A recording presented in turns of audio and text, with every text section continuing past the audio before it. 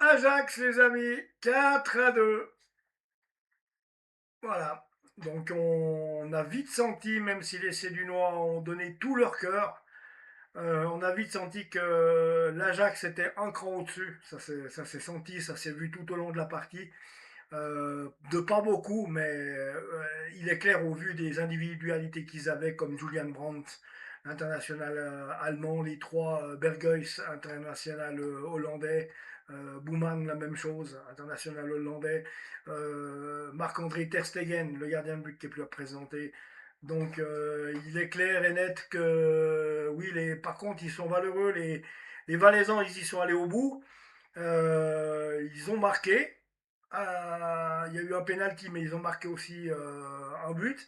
Il y a eu des occasions et, voilà, mais ils se sont fait dominer pas mal, hein.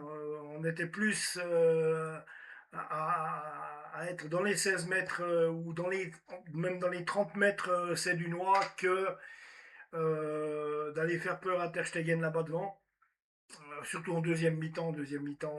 Si Sion s'est bien battu en première mi-temps où ben, ils inscrivent le premier but, c'est après que ça s'est compliqué. Puis après, ouais, ils sont. L'Ajax Amsterdam est un cran au-dessus. Donc, à mon avis, je vais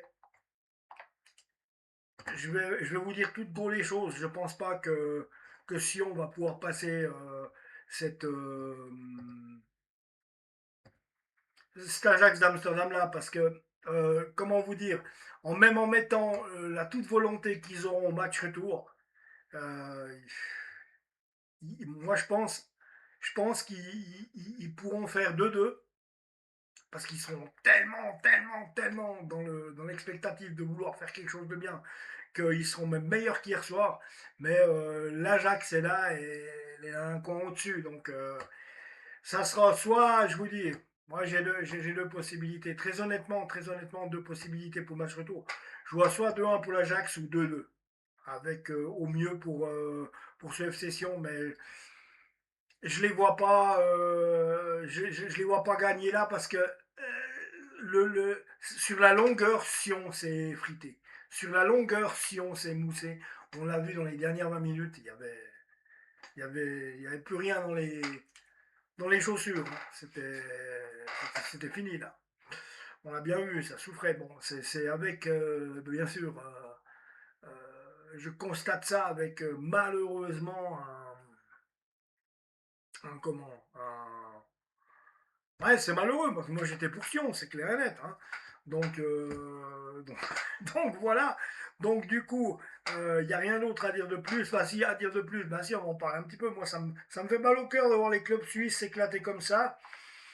7-0 Lech Poznan qui gagne face à Thun. Lausanne, on avait perdu 2-0 face à Lech Poznan, hein. Donc, ouais, alors, Thun, ils ont fait illusion une année, puis bon, ben voilà, quoi, malheureusement, il y avait une cohésion, il y avait une bonne équipe, il y avait une bonne équipe de copains, mais du fait que tu vends tout, c'est fini. Puis c'est le genre d'équipe que tu as une fois comme les comètes, hein. C'est comme la comète de Halley, ça. Ça passe une fois tous les je sais pas combien. Tu penses déjà, ben, la même chose avec Leicester qui finit champion d'Angleterre. Voilà, Toon qui fait pareil. Ça qu'on peut faire penser. Donc, alors, Claire, le barème. Il y a eu des notes hein, pour les joueurs de Sion. Barème, alors 6 excellent, 5 bon, 4 acceptable, 3 insuffisant, euh, 2 très mauvais, puis 1 catastrophique. Alors, on va voir un petit peu les notes. Anthony Racciopi, il a eu un 4. Une relance dangereuse dans l'axe pour lancer son match, puis 2 arrêts de grande classe devant Aaron Bouman et Julian Brandt pour permettre à son équipe de rentrer à la pause à 1-0. Le portier genevois du FC Sion est cependant impuissant sur les 4 buts. Amstel Damois, c'est vrai que la fracassée, le deuxième, la fracassée en pleine lucarne, là, personne ne peut la ramasser. Peu personne ne peut aller chercher. Noumalavanchi, gratifié d'un 5. Le latéral est très actif sur son côté droit défensivement. Bon, il était cramé à la fin. comme offensivement. Il réalise plusieurs bons mouvements avec Ilya Chouarev, c'est vrai. Le Vaudois récupère le ballon et dirige le contre qui mène au pénalty au 2-2. Un match réussi sur le plan de l'investissement personnel, frustrant collectivement. Noesso 3, solide en première période, comme face à Noah au tour précédent, le défenseur central se montre à nouveau peu à l'aise, balle au pied. Si la frappe de Julian Brandt est extraordinaire sur le 2-1, c'est vrai, un meilleur dégagement de la tête aurait pu éviter le but, comme ses coéquipiers, il est dépassé en fin de match. Bah oui. Yann Kroening, 3. Ah mon Dieu, pauvre Kroening. Une première mi-temps souveraine derrière, puis un second acte compliqué. Notamment après l'entrée de l'imposant Tolu Arokodare. Ah ouais, alors celui-là, le Valaisan laisse d'ailleurs échapper l'attaquant Ajacil sur le 3-2. Niasefti 3. Le latéral retrouve son côté gauche après son absence pour suspension face à Noah. Comme toujours, il se montre très actif, mais comme depuis le début de la saison, le numéro 20 souffre et se montre bien moins précis. Ses centres ne sont plus systématiquement dangereux pour l'adversaire. Ali Kabal-Kalman, 4. Un dépassement de fonction bien senti sur l'action du 1-0. Une belle disponibilité et comme toujours, de la précision balle au pied. Le capitaine est toutefois, comme ses coéquipiers, déclassé en deuxième période par la vitesse et la qualité technique des Ajacides qui un 4 qui tire vers le 3. Un 4 qui tire vers le 3. Ok, ouais. En parlant de la note, pas de la noce, non. Balthazar Costa, 4.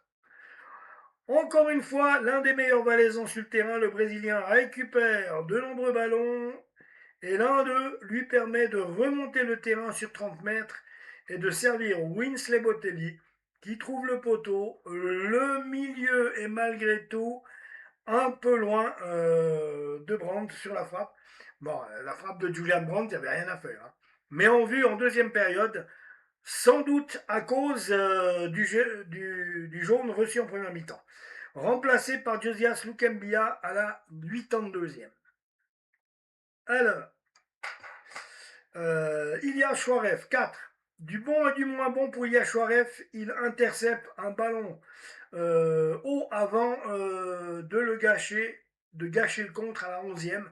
Après un beau 1-2 avec Kabal Kalman, il saccage à nouveau l'action en tentant un extérieur alors que Nivokadzi et Botelli sont prêts à pousser le ballon au fond. Ça c'est vrai que là, son centre mène toutefois au penalty du 2-2 qui transforme lui-même remplacé par Benjamin Cololi à la 85e minute. Je vous dis, je sentirais volontiers un 2-2.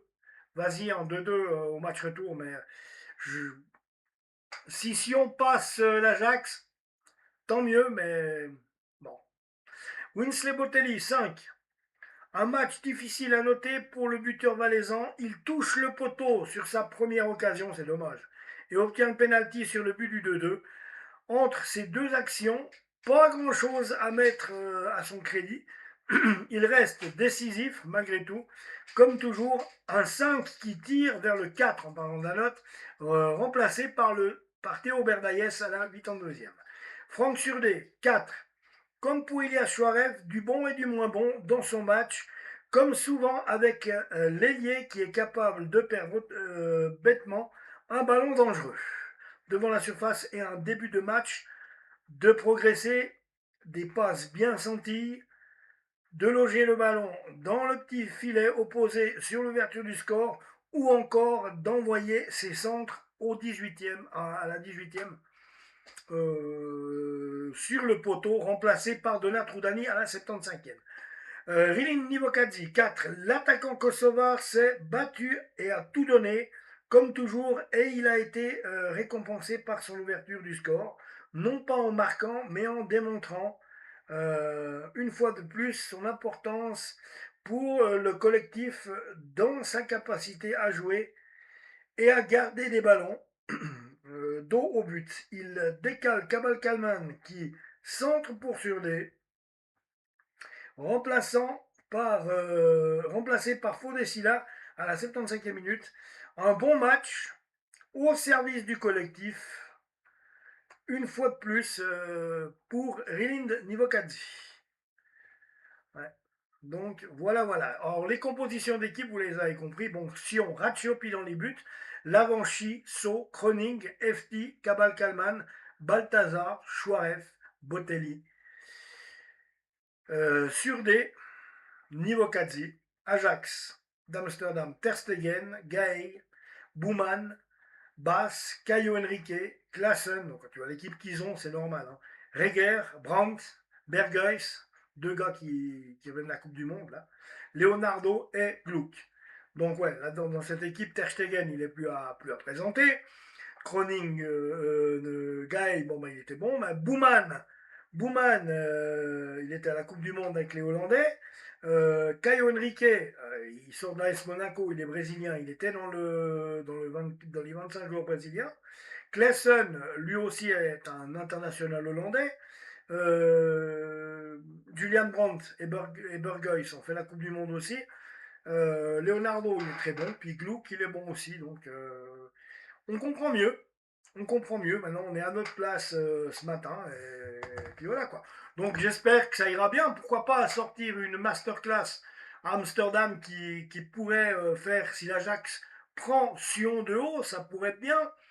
Mais c'est clair que quand on voit l'équipe, quand on voit ce qui s'est passé hier, même en poussant, à l'impression qu'on peut les amener au 2-2, mais ils sont un cran au-dessus que sur l'Ajax. Bon ben les amis, voilà tout quoi. Hein. Donc voilà le tout. Abonnez-vous à la chaîne, je se retrouve bientôt. Ciao.